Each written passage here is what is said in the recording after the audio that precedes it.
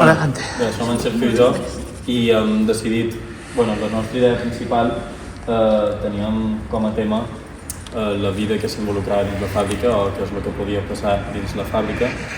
i la vida dels treballadors i vàrem dirigir una mica el tema sobre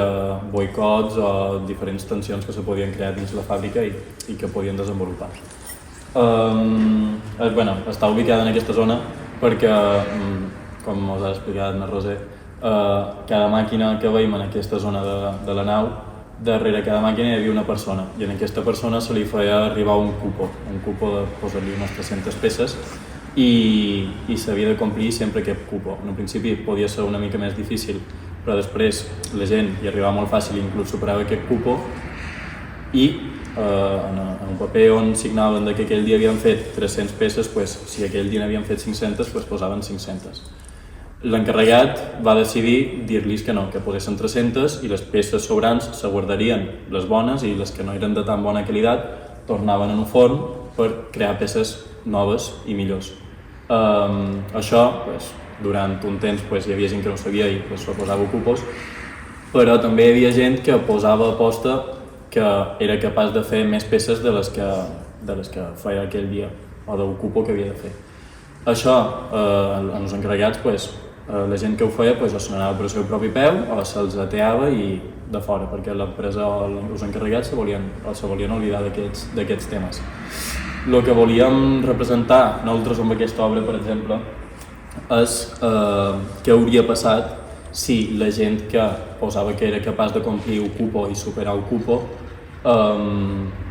haguessin decidit posar que complien un cupo, però a les esquenes de l'encarregat començar a dir no pot ser que mos facin fer aquest cupo i començar a menjar el coco i el cap a la gent per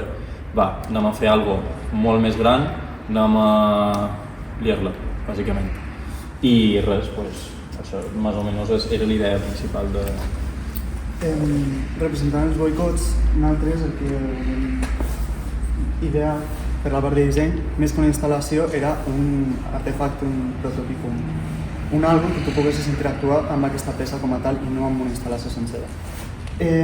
És aquest cubo pintat de negre, l'hem pintat de negre perquè volíem que passés desapercebut, el més desapercebut possible, perquè al final és una cosa que els boicots sempre comencen, que ningú sap què estan passant, fins que passen. I llavors la nostra peça consta d'aquest cubo fet de fusta i dintre té una placa ST32 connectada amb una tablet. La tablet també està connectada a un sensor i el sensor detecta la distància d'aquesta peça. Llavors tu quan te n'adones que això és una peça, no és part del museu, i la vols fer servir, la vols agafar, el sensor detecta la distància amb la taula i es projecta un vídeo que mostra uns dels boicots més importants de la història i ho hem fet tan alt perquè volíem també representar el que t'hagis d'apropar per escoltar i per sentir què està passant, al igual que passaria en la vida real. Bàsicament, el vídeo que se veurà aquí de dins o que se veu aquí de dins són 10 fotos de diferents boicots que hi ha hagut durant la història i que hagin pogut marcar un moment. Qualcun d'ells són quan als Estats Units, el govern dels Estats Units va decidir deixar d'utilitzar productes britànics, això ja en 1700 i pico, les sufragistes d'Anglaterra, diferents boicots i manifestacions que s'han fet a favor d'Ucrània, en contra d'Israel. Hi va haver un boicot en contra dels polvos làctics de Nestlé als Estats Units perquè era explotació infantil a Àfrica, no me'n recordo exactament com era, però tenia alguna cosa a veure amb això. Després, un altre que també era molt important era quan la primera dona negra va utilitzar el transport públic als Estats Units com a manera de reivindicativa de que tots som iguals i alguns se m'escapen, però ara mateix no hi caic. No, però molt interessant lo de Rosa Parks perquè també no només estem parlant dels boicots col·lectius, sinó també els boicots d'una sola persona que també importa si tu fas la teva acció i això també està reconegut a la nostra obra, que també és important.